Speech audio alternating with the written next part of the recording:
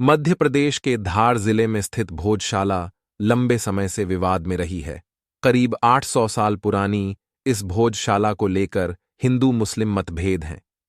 हिंदुओं के अनुसार भोजशाला यानी सरस्वती का मंदिर है, जबकि मुस्लिम इसे पुरानी इबादतगाह बताते हैं।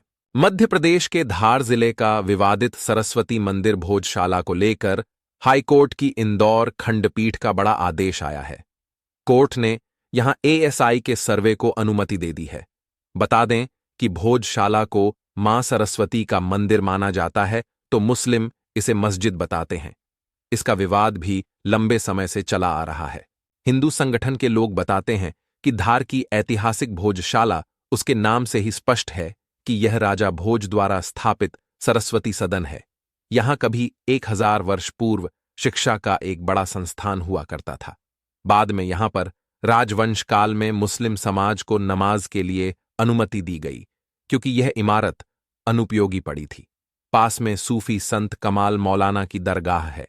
ऐसे में लंबे समय से मुस्लिम समाज में नमाज अदा करने का कार्य करते रहे, जबकि हिंदू समाज यह दावा करता है कि यह दरगाह नहीं, बल्कि राजा भोज के काल में स्थापित सरस्वती सदन भोजशाला है। इतिहास में भी इस बात के प्रमाण मिलते हैं कि यहां से अंग्रेज मां सरस्वती की प्रतिमा निकाल कर ले गए, जो कि वर्तमान में लंदन के संग्रहालय में सुरक्षित भी है। विवाद की शुरुआत 1902 से बताई जाती है, जब धार के शिक्षा अधीक्षक काशीराम लेले ने मस्जिद के फर्श पर संस्कृत के श्लोक खुदे देखे थे और इसे भोजशाला बताया था। विवाद का दूसरा पड़ाव 1935 में आया, जब धार महाराज ने इमारत के बाहर तख्ती टंगवाई, जिस पर भोजशाला और मस्जिद कमाल मौलाना लिखा था। आजादी के बाद ये मुद्दा सियासी गलियारों से भी गुजरा।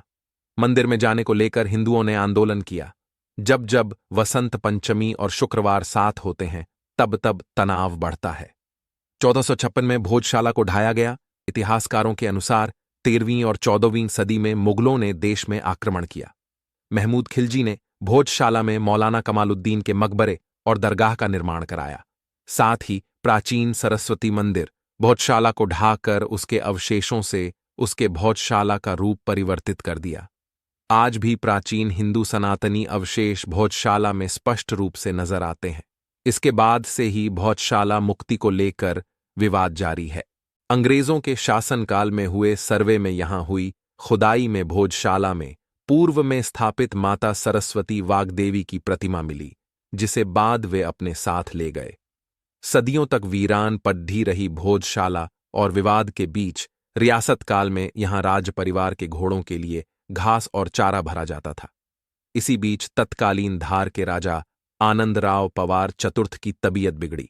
उनकी तबीयत में सुधार नहीं होने पर मुस्लिम समाज ने दुआ करने की बात कहकर भोजशाला में जगह मांगी।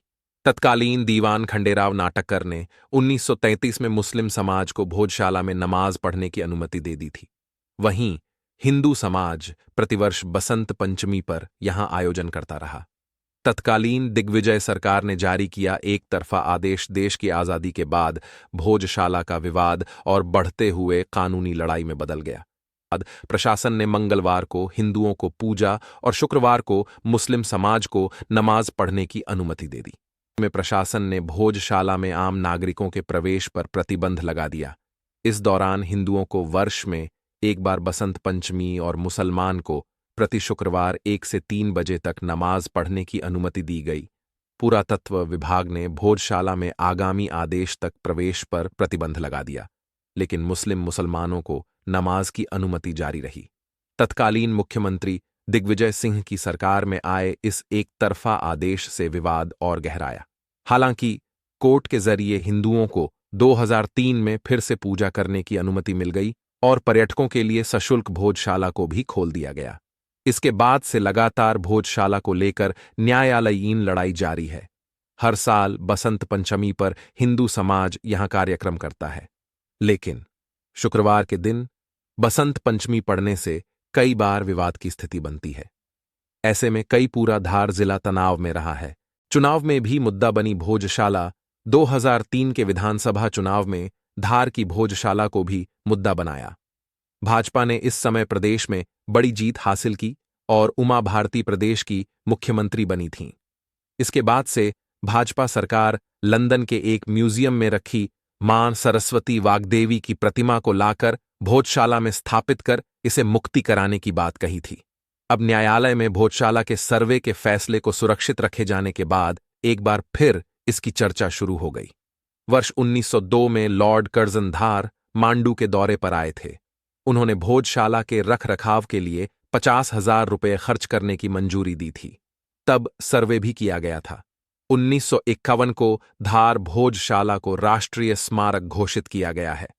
तब हुए नोटिफिकेशन में भोजशाला और कमाल मौला की मस्जिद का उल्लेख है। याचिका हिंदू फॉर जस्टिस ट्रस्ट की तरफ से लगाई गई थी। इसके अलावा 6 अन्य याचिकाएं भी इस मामले में पूर्व में लगी हैं। ट्रस्ट की तरफ से अधिवक्ता हरिशंकर जैन ने पक्ष रखते हुए बताया था कि 1902 में हुए सर्वे में भोजशाला में हिंदू चिन्ह, संस्कृत के शब्द आदि पाए गए हैं।